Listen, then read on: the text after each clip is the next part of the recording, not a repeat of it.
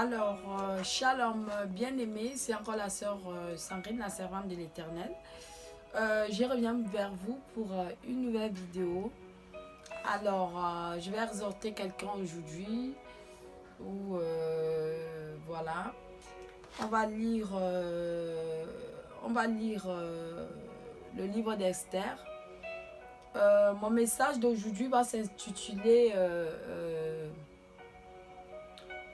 si je souffre ou si ma situation reste néfaste ou si ma situation reste une situation minable, une situation de problème, une situation où je n'arrive pas, c'est parce que je n'ai pas encore pris une décision. Qu'est-ce que je veux dire par là? Je veux dire que à chaque fois que nous subissons ou nous traversons une situation, c'est parce que vraiment, on aime encore rester dans cette situation-là. Les gens, les hommes de Dieu, les femmes de Dieu, les enfants de Dieu qui ont vu la mort de l'Éternel agir dans leur vie, ce sont ceux-là dans cette situation, dans leur situation compliquée, dans la vallée de l'ombre de la mort, qui ont pris des décisions et se sont levés dans la prière, dans les jeûnes et prières, et ils ont vu la prière changer des choses dans leur vie. Parce qu'avec la prière, nous avons tout. Alors, je vais démontrer ces choses tout de suite, dans quelques minutes, que ce que je dis est vrai. Alors, on va lire Esther. On va prendre notre Bible. On va lire le livre d'Esther, chapitre 4. On va commencer au verset 12. Je vais lire la parole de Dieu. Lorsque les paroles d'Esther eurent été rapportées à Mardoché, Mardoché fit répondre à Esther, « Ne t'imagine pas que tu échapperas seul d'entre tous les Juifs, parce que tu es dans la maison du roi. Car si tu te tais maintenant, le secours et la délivrance surgiront d'autre part pour les Juifs. Et toi et la maison de ton père, vous périrez. Et qui sait si ce n'est pas pour un temps comme celui-ci que tu es parvenu à la royauté. » Esther envoya dire à Mardoché, « Va rassembler tous les Juifs qui se trouvent à Sus et jeûner pour moi, sans manger ni boire pendant 3 jours, ni la nuit ni le jour. Moi aussi je jeûnerai, de même avec mes servantes, puis j'entrerai chez le roi. Malgré la loi, et si je dois périr, je périrai. » Mardoché s'en alla et fit tout ce qu'Esther lui avait ordonné. Alors, on va continuer sur le chapitre 5. Je vais continuer le premier chapitre jusqu'au chapitre 5 ou 6. Je vais lire la parole de Dieu. Le 3e jour, Esther mit ses vêtements royaux et se présenta dans la cour intérieure de la maison du roi. Devant la maison du roi, le roi était assis sur son trône royal dans la maison royale. En face de l'entrée de la maison, dans la cour, elle trouva grâce à ses yeux. Et le roi tendit à Esther ce sceptre d'or qu'il tenait à la main. Esther s'approcha et toucha le bout du sceptre, et le roi lui dit, « Qu'as-tu, reine Esther? Et que demandes-tu? Quand sera la moitié de mon royaume? Elle te sera donnée. » Esther répondit, si le roi trouve bon, que le roi vienne aujourd'hui avec Aman au festin que je lui préparerai. Et le roi dit, allez de suite chercher Aman, comme le désire Esther. Je vais m'arrêter là pour le moment parce que c'est très long. Sinon, pour ne pas perdre le temps, je vais continuer. Le verset 6. Le roi se rendit avec Aman au festin qu'avait préparé Esther. Et pendant qu'on buvait le vin, le roi dit à Esther, « Quelle est la demande? Elle te sera accordée. Que désires-tu?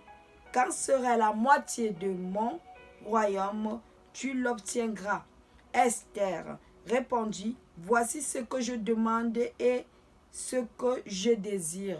Si j'ai trouvé grâce à tes yeux, et s'il plaît au roi d'accorder ma demande et satisfaire mon désir, que le roi vienne avec Aman au festin que je leur préparerai, et demain je donnerai réponse au roi selon son ordre.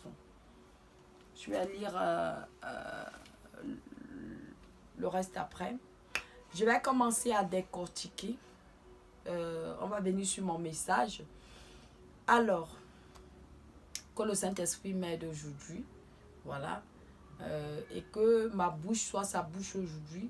Que moi je sois effacée et que c'est lui qui parle à nous, à son peuple, dans le nom de Jésus. Alors, sur ce que je viens de lire, comme je disais au début, quand notre situation met long, il y a les gens qui ont l'habitude de dire j'ai trop prié. J'ai fait tout genre de prière, mais cette situation continue. Je vais te dire aujourd'hui, mon frère, ma soeur, tu n'as pas encore trop prié. Tu n'as pas encore prié jusqu'à l'extrême. Il n'y a pas de trop prier dans la vie. Il n'y a pas de trop prier. Et ta situation a mis long. Combien de temps? Oui, tu vas me dire, ça fait 5 ans, ça fait 3 ans, ça fait 2 ans, ça fait 10 ans, ça fait 20 ans, ça fait 15 ans. Alors, je ne vais pas vous déranger, croyez les versets bibliques. Si vous allez sur le livre de Genèse, Dieu avait promis à Abraham un fils. Abraham a attendu pendant 25 ans ce fils-là. Mais Dieu promettait toujours à Abraham de lui donner un fils. Jusqu'à ce que, comme nous les hommes, nous avons l'habitude de faire. Quand Dieu dit, si Dieu t'a parlé, si Dieu t'a dit, je vais te faire quelque chose, sois patient. Même si la promesse tarde, je te dis, mon frère, ma soeur, la promesse finira par s'accomplir. Parce que Dieu n'est pas un fils d'homme pour mentir. Il n'est non plus un fils d'homme pour se repentir. Ce que Dieu a dit, il le réalisera et il le fera s'accomplir dans ta vie. 25 ans après 25 ans d'attente, de stérilité de Sarah, la femme d'Abraham, notre père de la nation, notre patriarche de la foi dans la Bible, elle a eu un fils. Parce que Dieu l'avait promis un fils. Mais nous les hommes, nous voulons toujours faire nos choses, les choses comme nous pensons. Mais ta pensée n'est pas la pensée de Dieu. Tes organisations, ce n'est pas les organisations de Dieu. Tes plans, ce n'est pas les plans de Dieu. Dieu, avant de donner à Abraham Isaac, qu'est-ce que la femme d'Abraham avait fait? La femme d'Abraham a pris sa servante et donné à son mari pour qu'il lui fasse un fils ou une fille. Mais ce n'était pas le plan de Dieu. Dieu n'était pas dans ça. Parce que Dieu avait dit à Abraham, je te donnerai une postérité qui viendra de cette femme-là que tu appelles stérile. Mon frère, ma soeur, on va parler de stérilité. C'est quoi ton problème? C'est la stérilité? C'est quoi ton problème? C'est le célibat? C'est quoi ton problème? C'est les finances? C'est quoi ton problème? C'est un chômage prolongé? C'est quoi ton problème? Ce sont les blocages? Mais je ne peux pas commencer à citer. Il y a tellement de problèmes qui surgissent dans nos vies. On a tellement de problèmes que si je me mets à citer, ça va prendre toute la vidéo. Mais je vais te dire, dans ces problèmes-là, il y a une seule chose qui peut te délivrer. Il y a une seule chose qui peut t'amener au triomphe. Il y a une seule chose qui peut t'amener à recevoir ou à obtenir ce que dont Dieu a promis dans ta vie. C'est quoi? C'est la prière. La persévérance dans la prière. Tu n'as pas encore prié. Tu vas me dire, ça fait 2 ans, ça fait 3 ans. Nous, les hommes, nous sommes fatigués même avant la fatigue. Tu as prié pour un problème pendant 1 an, pendant 2 ans, pendant 3 ans, pendant 4 ans, tu es fatigué. Je suis allée voir les prophètes. Il n'y a pas besoin de voir les prophètes. Il n'y a pas besoin de voir les hommes de Dieu. Il n'y a pas besoin de voir les femmes de Dieu. C'est toi, seul à seul, avec Dieu dans la chambre, à genoux. L'intimité avec Dieu. Qu'est-ce que Dieu t'a dit déjà pour ta situation? Est-ce que tu as déjà reçu la promesse de Dieu pour cette situation-là que tu cries? Parce que Dieu parle toujours à ses enfants. Sur cette situation-là, qu'est-ce que Dieu t'a dit? Non, non, je ne veux pas entendre que l'homme de Dieu m'avait dit non. Qu'est-ce que Dieu t'a dit toi pour cette situation que tu es en train de traverser? Parce que Dieu nous parle. Dieu parle toujours à ses enfants. Et comme tu dis que tu as tellement prié, tu as jeûné, ça veut dire que Dieu t'a parlé. Dieu t'a dit quelque chose. Qu'est-ce qu'il t'a dit pour ta situation? Continue dans la persévérance. Continue à espérer.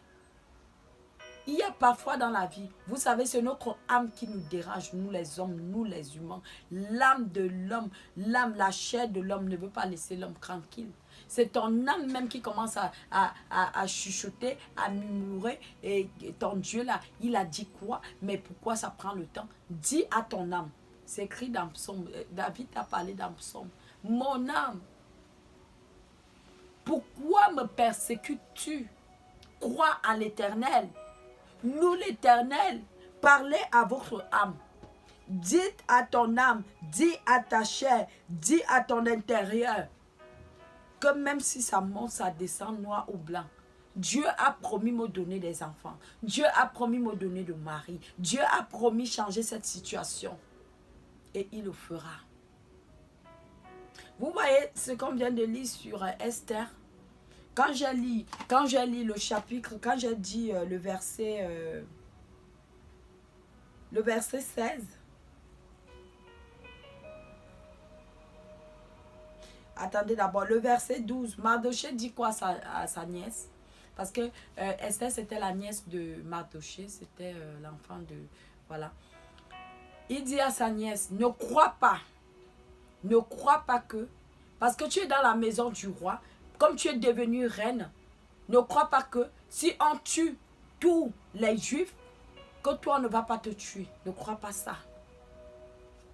Je vais prendre une parenthèse. Ce sera juste une parenthèse. Mais sur ça, je vais développer aujourd'hui, même sur ça. Sur la parenthèse que je vais prendre, je vais développer sur ça. Ça fait partie du message d'aujourd'hui. Esther, c'était un enfant. Ils ont grandi un peu comme dans l'esclavage. Ses parents sont morts. Et ils avaient grandi dans un autre pays qui n'était pas en Israël. Ils n'étaient pas en Israël.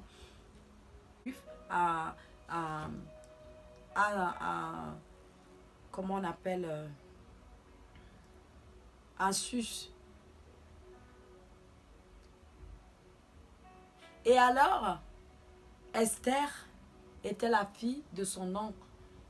Vous voyez comme Dieu enlève quelqu'un dans la pauvreté, dans le béaba, et le fait asseoir dans la royauté. Pourquoi Dieu avait enlevé Esther? Si on va... Vous savez, sur ce que je suis en train de lire là, sur ce chapitre-là, on peut faire tout un séminaire avec. On peut faire même 2 mois de séminaire seulement avec ça. Vous savez pourquoi Dieu a enlevé Esther sur le béaba, sur la poussière, sur l'esclavage, pour la mettre dans la royauté? C'était peut-être pour ce plan-là. Quand Dieu t'amène quelque part, je vais parler maintenant sur... parfois, les gens qui disent que... je vais prendre l'exemple, par exemple, de la belle famille. Les femmes qui aiment pleurer de la belle famille disent parfois, non, ma belle famille, ma belle-mère, mon beau-père. Écoute-moi bien, ce que je suis en train de dire, c'est une parole prophétique.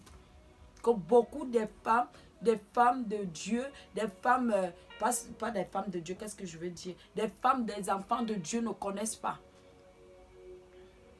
Écoute-moi bien. Quand Dieu enlève Esther dans la pauvreté, lui met dans la royauté directement, ici son oncle est en train de lui dire, ne crois pas que si tu es déjà reine, on dit qu'on va déporter tous les juifs et qu'on va tuer tous les juifs. Tu viens, si tu es le sang, tu as le sang juif sur toi. Et si le roi et si ces gens-là découvrent que tu es juif, ne crois pas que tu seras épargné de ça. Parce que tu te dis déjà reine.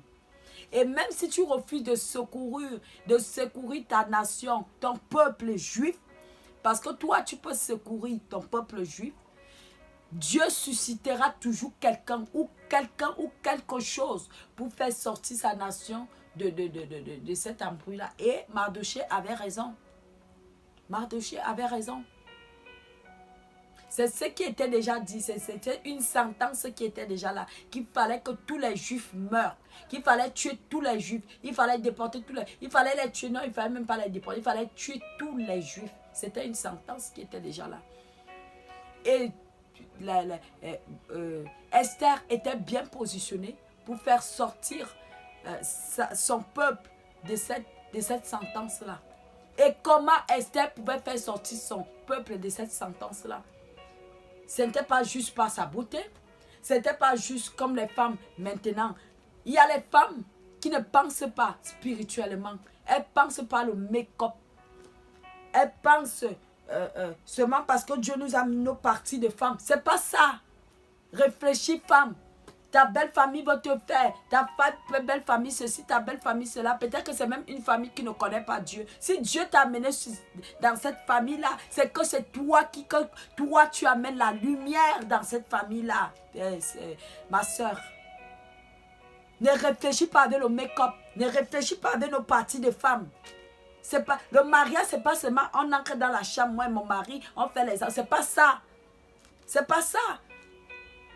Tu ne t'as pas à côté quand tu réfléchis comme ça, tu n'as pas à côté. C'est-à-dire que tu... Et beaucoup de femmes sont comme ça. On va commencer à lutter avec la chair, ma belle famille. Gna, gna, gna, gna, gna. Écoutez-moi ce que je vais dire maintenant. C'était une parenthèse, mais je continue dans ça parce que ça fait partie du message. Quand Mardochée dit ici à sa nièce, ne crois pas que tu vas t'échapper parce que tu te dis que tu es reine. Ah bah oui, c'est une sentence qui est là que tous les Juifs doivent mourir. Et quand tous les Juifs doivent mourir, même toi qui es là-bas, que tu es reine, tu as le sang juif, on va t'égorger. C'est où Esther dit à son oncle, on va lire. Esther envoya dire à Mardochée, c'est dans le verset 16. Esther envoya dire à Mardochée, va, rassemble tous les Juifs qui se trouvent à Sus et jeûner pour moi, sans manger ni boire, pendant 3 jours, ni la nuit ni le jour. Moi aussi je jeûnerai, de même avec mes servantes, puis j'entrerai chez le roi malgré la loi. Et si je dois périr, je périrai. Mardochée s'en alla et fit tout ce que Esther l'avait ordonné. Après avoir que son oncle lui a dit ça, vous voyez la décision que Esther décide de prendre. Esther décide maintenant de prendre les choses en main. Et pour prendre les choses en main, ce n'était pas comme je suis en train de dire, pas le make-up, pas les cils, les longs cils, les ongles de sirène des eaux. Non, c'est pas ça qui a enlevé le peuple, la sentence qui était dans le peuple là. Parce que ce peuple-là, c'était une sentence qui devait mourir. Et c'était écrit comme ça, c'était dit comme ça, c'était déjà comme ça. Et c'est ce que le diable fait dans nos vies.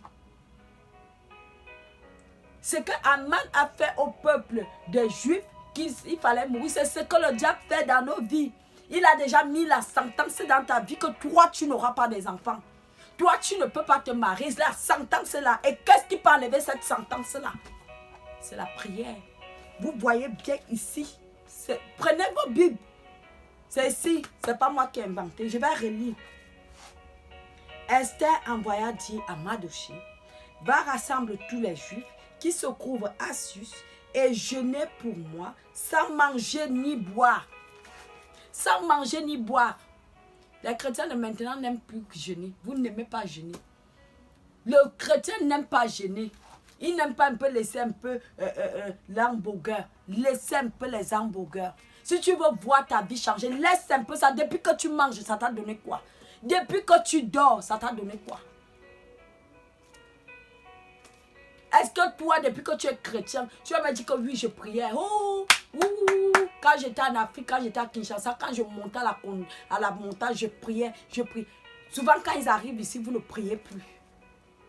Est-ce que tu veux prendre un peu une retraite, une veillée de prière toi seul, tout seul, fais une veillée.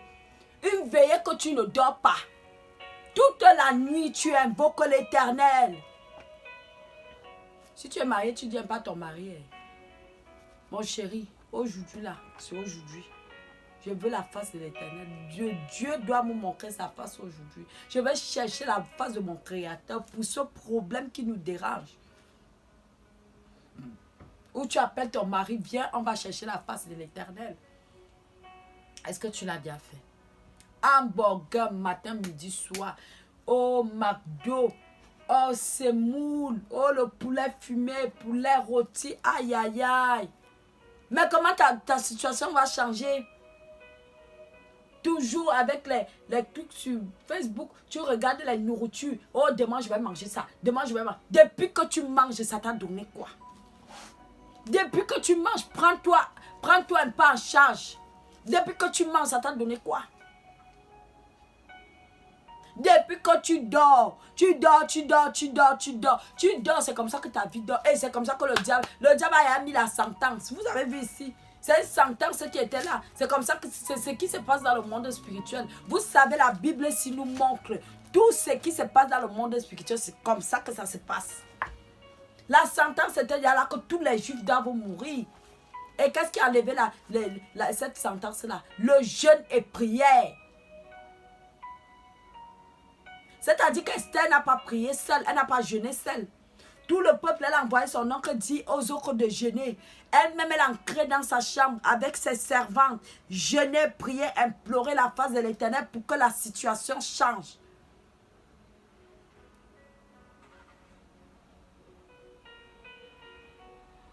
Tu dis, c'est lui qui a mis cette sentence-là dans ma vie. Qu'il vive encore, qu'il ne vive pas. Oh, tous les hôtels sataniques, sorcellerie de ma famille tombent aujourd'hui. Et quand tu prends cette décision-là, tu ne rigoles pas. Ma soeur, mon frère, la prière paye. La prière paye.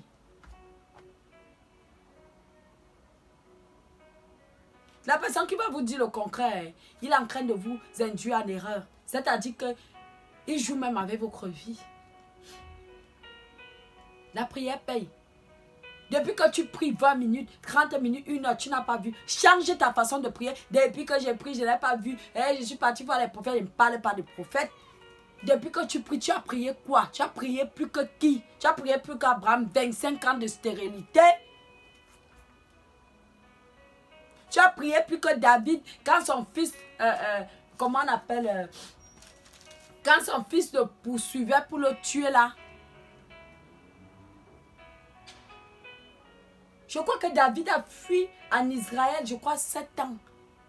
Tu as prié plus que David.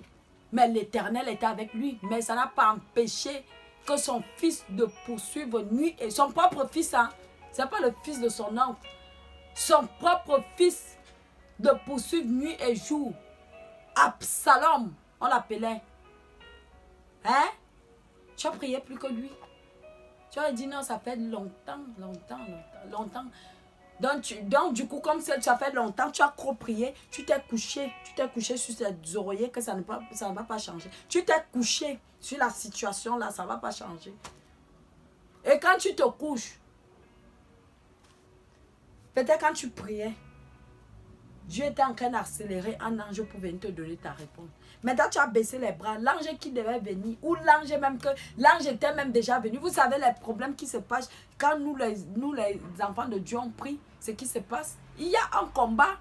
Parfois, Dieu libère un ange de venir te donner ta réponse. Mais là-bas, dans les cieux, il y a le troisième, il y a le deuxième, il y a le premier ciel. Il y a bagarre là-bas.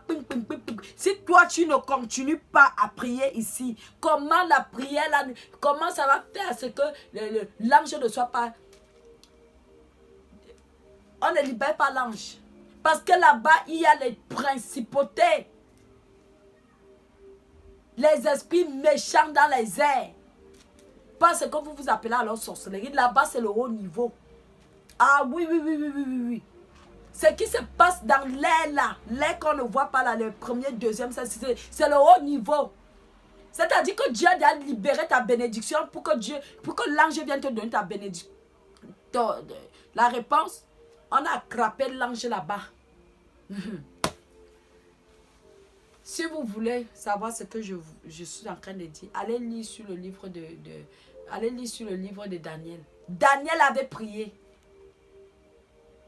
21 jours, il retenait l'ange. L'ange que Dieu avait délégué pour venir lui donner sa promesse, ou venir lui donner sa bénédiction. Ah bah oui, oui, oui, oui, oui, oui.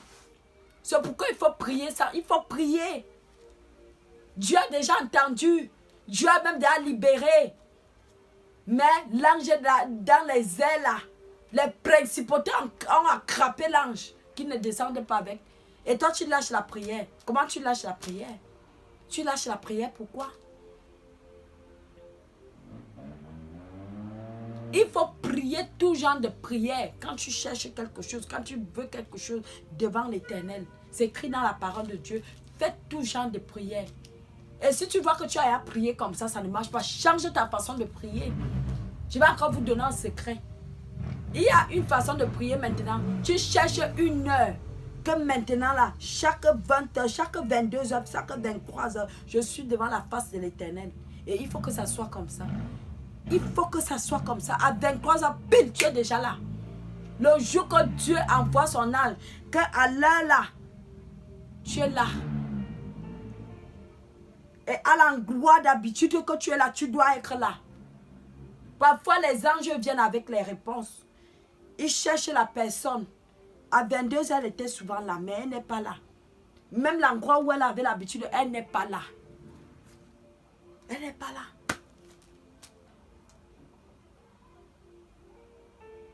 Il y a d'autres qui font des erreurs. Ta femme n'accouche pas. Tu dis que tu vas aller prendre une autre femme.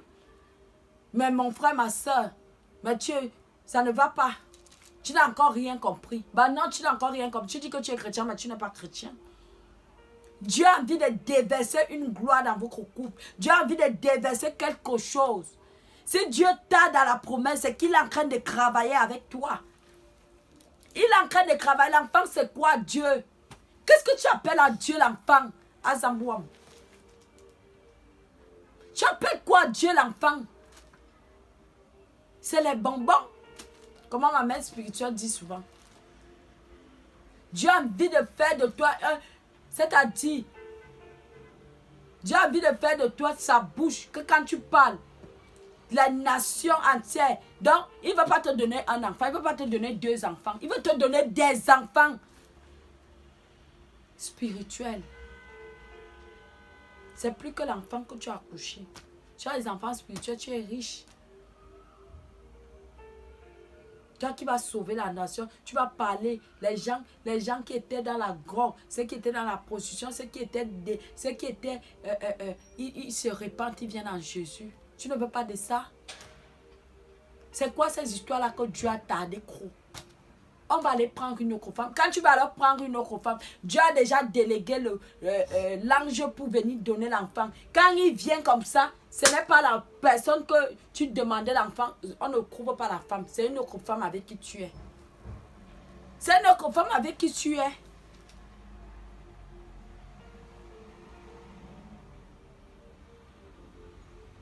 Et les hommes, arrêtez l'impudicité de tromper vos femmes. Pour dire que je vais aller suer mes larmes dehors. Arrêtez ça. Ça ne marche pas avec Dieu. Quand vous cherchez la face de l'Éternel sur quelque chose, il faut que vous soyez pur. Il faut que votre vie soit propre devant l'Éternel.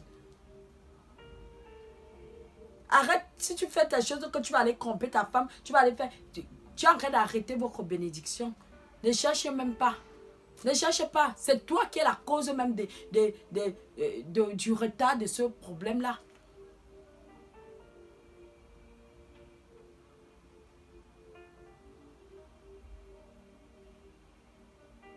Je vais lire. On va reprendre cette Esther là. On va continuer.